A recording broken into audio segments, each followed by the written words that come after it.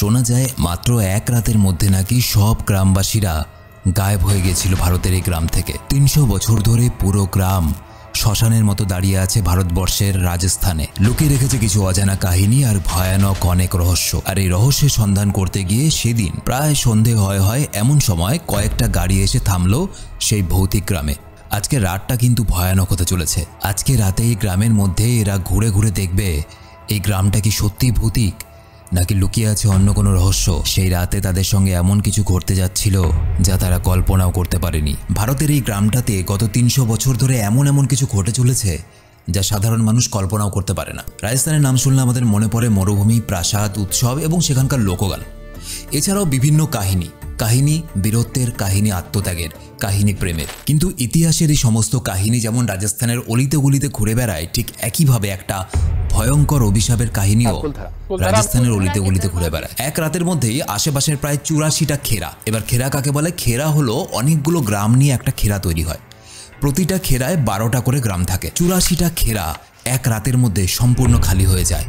রাজস্থানের জয়সলমীর শহর থেকে 18 থেকে 20 কিলোমিটার দক্ষিণ পশ্চিমে কুলধারা নামে ওই অভিশপ্ত গ্রামটা আছে। এএসআই রিপোর্ট অনুযায়ী 1300 শতকে কাধান নামে কোনো এক পালিহাল ব্রাহ্মণ প্রথমবার এই গ্রামের মধ্যে আসেন এবং বসতি করে তোলেন। গ্রামের মধ্যে তৈরি হয়েছিল সুন্দর বাড়িঘর, মন্দির, কুয়া এবং সুশৃঙ্খল রাস্তা। এবং দেখতে দেখতে এখানকার জনসংখ্যা প্রচুর হয়ে যায়। ৮৪টা খেরা গড়ে ওঠে। ১৭০০ শতকে এক একটা গ্রামের জনসংখ্যা ছিল প্রায় ১৫০০ করে। এবং ১৮০০ শতকের এক রাতে পুরো গ্রাম উধাও হয়ে যায়। সালটা ১৮২৫।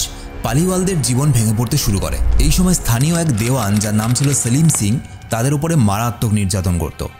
মানে একদম যাচ্ছে তাই ব্যাপার। পালিওয়ালদের ওপর চাপানো হতো বিশাল কর। শোনা যায় একদিন এই কর সংগ্রহ করতে কুলধারায় এসে গ্রামের প্রধানের সুন্দরী মেয়েকে দেখে ফেলে সেলিম সিং এবং সবার সামনে ঘোষণা করে দেয়, আগামীকাল আমি মেয়েটাকে বিয়ে করব, এখন থেকে ও আমার। তখনকার দিনে এরকমই হতো, ওই বাপের সম্পত্তি ভেবে নেয় আর কি কিছু মানুষ। গ্রামবাসীরা প্রতিবাদ করলো, কিন্তু সেলিম সিং হুমকি দিল, যদি কাল বিয়ে না হয় তোমাদের ওপরে যে ট্যাক্স বা কর চাপানো হয়েছে সেটা দ্বিগুণ করে দেব। ভয়ে গ্রামের প্রধান কন্যাকে জিজ্ঞেস করে, তুই কি গ্রামবাসীদের জন্য আত্মত্যাগ করতে রাজি আছিস? বিয়ে করবি ওকে? তিনি ভাবলেন গ্রামের কথা ভেবে যদি তার মেয়ে রাজি হয়ে যায় তাহলে পুরো গ্রামটাকে বাঁচানো যাবে, কারণ তাদের তো যাওয়ার কোনো জায়গা ছিল না। আর এই গ্রামবাসীদের উপরে যদি দ্বিগুণ কর চাপিয়ে দেওয়া হয় তাহলে তাদের জীবন ধারণ করা মুশকিল হয়ে পড়বে। মেয়েটা আত্মত্যাগের জন্য রাজিও হয়ে যায়। ভেবে দেখুন, আজকের এই আধুনিক যুগেও যদি ভারতবর্ষে নারীদের সুরক্ষার অবস্থা এই ধরনের হয়ে থাকে তাহলে ৩০০ বছর আগে আরও কতটা নিচে ছিল। সুতরাং মেয়েটার কাছে কিছু করার মতো উপায় ছিল না। মেয়েটা রাজি হয়ে যায়। কিন্তু গ্রামের মানুষ বাদ সাধল। গ্রামের মানুষ বলল, না, আমরা আমাদের মেয়েকেই দানবের হাতে তো ছেড়ে দেবো না।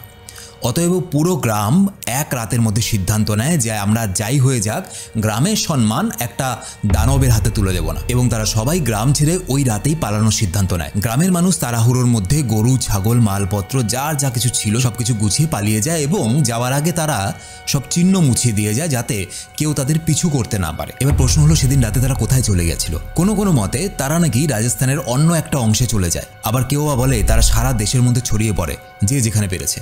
আবার কারো মতে তারা পাকিস্তান পর্যন্ত চলে গিয়েছিল, কারণ রাজস্থানের পাশেই আছে পাকিস্তানের বর্ডার।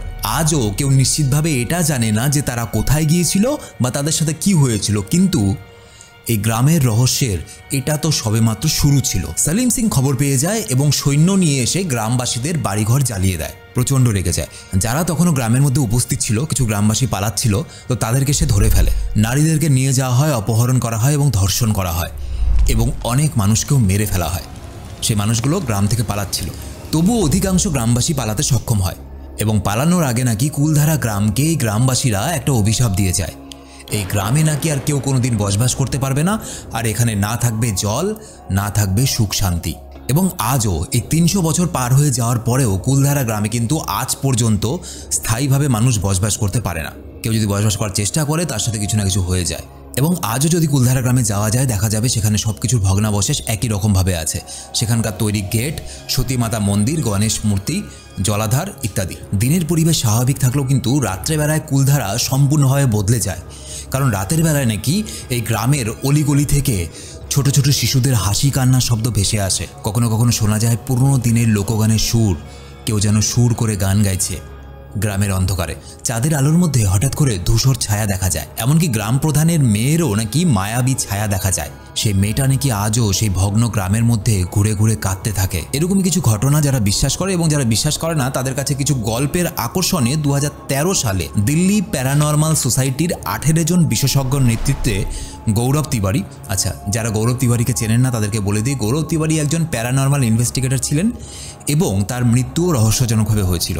একটা প্রেতাত্মা বা পিশাচ নাকি তাকে বন্ধ বাথরুমের মধ্যে খুন করেছিল, যেটা নিয়ে আমি একটা আলাদা ভিডিও তৈরি করে রেখেছি।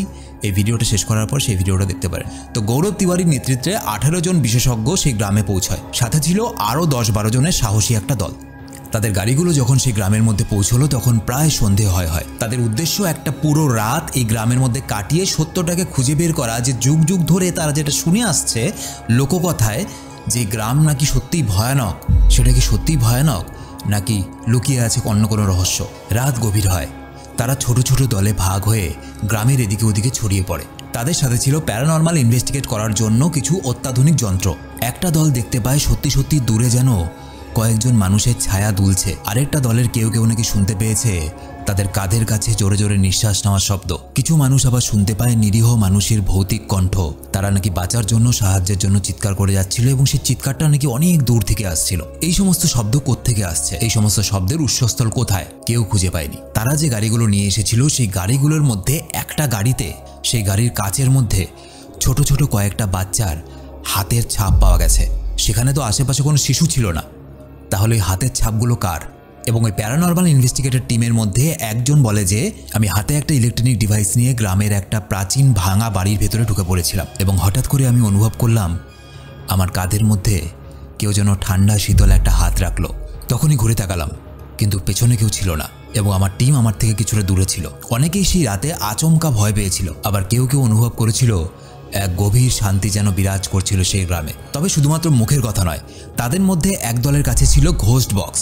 ঘোস্ট বক্স কি? এটা এমন একটা যন্ত্র যা কিনা প্যারানর্মাল ইনভেস্টিগেশনের ক্ষেত্রে ব্যবহার করা হয় বা অতিপ্রাকৃত ঘটনা বিভিন্ন কিছু ধরা পড়ে এই যন্ত্রের মধ্যে।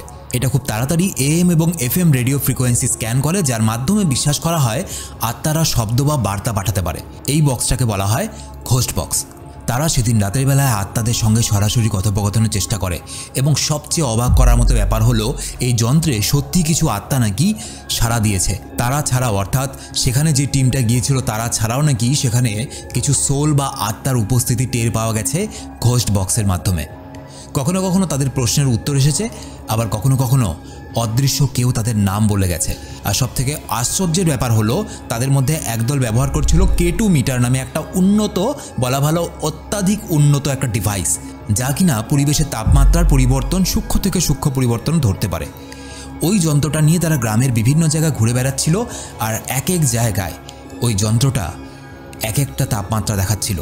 কখনো দেখাচ্ছিল 41 ডিগ্রি সেলসিয়াস, প্রচণ্ড গরম, কোনো জায়গায় সেটা নেমে গিয়ে 31 ডিগ্রি, যা ছিল একেবারে অস্বাভাবিক। আচ্ছা, এখানে টিমটা সম্বন্ধে বলে দিই, অর্থাৎ যারা দিল্লি থেকে যে প্যারানর্মাল ইনভেস্টিগেশন টিমটা এসেছিল তারা কিন্তু ভারতবর্ষের 500টারও বেশি ভৌতিক জায়গা পরীক্ষা নিরীক্ষা করেছে। মানে তাদের অভিজ্ঞতা অনেক ছিল এবং বেশিরভাগ জায়গা ফেক বা মিথ্যে বেরিয়েছিল। অর্থাৎ তারা নিউট্রালভাবে পরীক্ষা করতো যে কোন জায়গাটা ভৌতিক, কোন জায়গাটা নয়।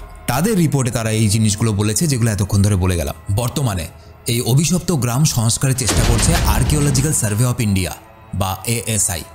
2006 সালে এখানে জুরাসিক ক্যাকটাস পার্ক তৈরি করা হয় স্থানীয় ক্যাকটাস নিয়ে গবেষণার জন্য। আর্কিওলজিক্যাল ইন্সপেক্টর খান্না বলেন যে আমরা এই জায়গা সম্বন্ধে আরও গবেষণা চালাচ্ছি, কিন্তু আমরা ভূত প্রেত বা অতিপ্রাকৃত কিছু খুঁজে পাইনি। যদিও সরকার বরাবরই এটা করে থাকে যাতে জনসাধারণের মধ্যে প্যানিক না জন্মায়, সেই জন্য তারা এই ধরনের ঘটনাকে অস্বীকারই করে থাকে। কিন্তু যদি তাই হয়ে থাকে, কেন কুলধারা গ্রামকে রেস্ট্রিক্টেড এরিয়ার মধ্যে পাঠানো হয়? কেন কুলধারা গ্রামে সন্ধ্যের পরে প্রবেশ নিষেধ লেখা থাকে? আর্কিওলজিক্যাল সার্ভে অফ ইন্ডিয়া থেকে জানানো হয় যে কুলধারা গ্রামে আসলে গ্রামবাসীরা কেন গ্রাম ছেড়ে চলে গেছিল। তারা বলেন যে দীর্ঘ সময় ধরে খরা চলছিল, জলের অভাব, দুর্ভিক্ষ, এই কারণে গ্রামবাসীরা গ্রাম থেকে চলে যায়। কিন্তু প্রশ্ন হলো, এক রাতের মধ্যে কি করে পুরো গ্রাম উধাও হয়ে যায়? কেন এই গ্রামের মধ্যে বিভিন্ন মানুষ ভৌতিক ঘটনার সাক্ষী হয়? কেন গ্রামবাসীরা সেখান থেকে যাওয়ার সময় তাদের সমস্ত চিহ্ন মুছে দিয়ে গিয়েছিল? এইসব প্রশ্নের উত্তর দেওয়ার মতো কেউ নেই। এবং এইসব প্রশ্নগুলোই কুলধারা গ্রামের দিকে আঙুল তুলে দেখিয়ে দেয় যে যা দেখা যায় এটা জরুরি নয়, সবকিছু সেরকমই আছে। এবং এই সব প্রশ্নগুলো কুলধারা গ্রামের দিকে প্রশ্নের আঙুল তুলে পরিষ্কারভাবে বুঝিয়ে দিয়ে যায় যে কেন কুলধারা গ্রামকে এশিয়ার দ্বিতীয় বৃহত্তম ভৌতিক জায়গা হিসেবে স্বীকৃতি দেওয়া হয়েছে। লোকাল একজন পর্যটক গাইডের বয়ান যথেষ্ট ভাইরাল হয়েছিল একসময়। নাম শয়তান সিং। হ্যাঁ, মানুষের নাম শয়তান। শয়তান সিং জানায় যে এই গ্রামটা নাকি একসময় খুব সুন্দর একটা গ্রাম ছিল এবং পালিওয়ালরা ছিল এই গ্রামের সবথেকে ধনী মানুষ। পশ্চিম জয়সালমীরের শাসনও তাদের হাতেই ছিল। আসলে ব্যাপারটা হলো বিশ্বাসে। তুমি কি ভূত প্রেত পিশাচে বিশ্বাস করো? যদি বিশ্বাস করো তাহলে সব কিছু আছে, আর যদি বিশ্বাস নাও করো তাহলেও তাদের কিছু যায় আসে না, কারণ বারবার বিভিন্ন ঘটনার মধ্যে তারা এটা পরিষ্কার বুঝিয়ে দিয়েছে তাদের অস্তিত্ব আছে, ছিল, থাকবে। তো এই ছিল ভারতবর্ষের অন্যতম একটা ভৌতিক গ্রাম তথা এশিয়ার দ্বিতীয় বৃহত্তম ভৌতিক জায়গা কুলধারা। ভিডিও কেমন লাগলো অবশ্যই কমেন্টে লিখে জানাবেন। আর ভিডিও ভালো লেগে থাকলে সাবস্ক্রাইব করতে বলছি না, শুধু একটা লাইক করে ভিডিওটা বন্ধুদেরকে শেয়ার করে দেবেন। দেখা হচ্ছে আবার পরের ভিডিওতে। ততদিন সবাই ভালো থাকুন এবং অন্যকে ভালো রাখতে সাহায্য করুন।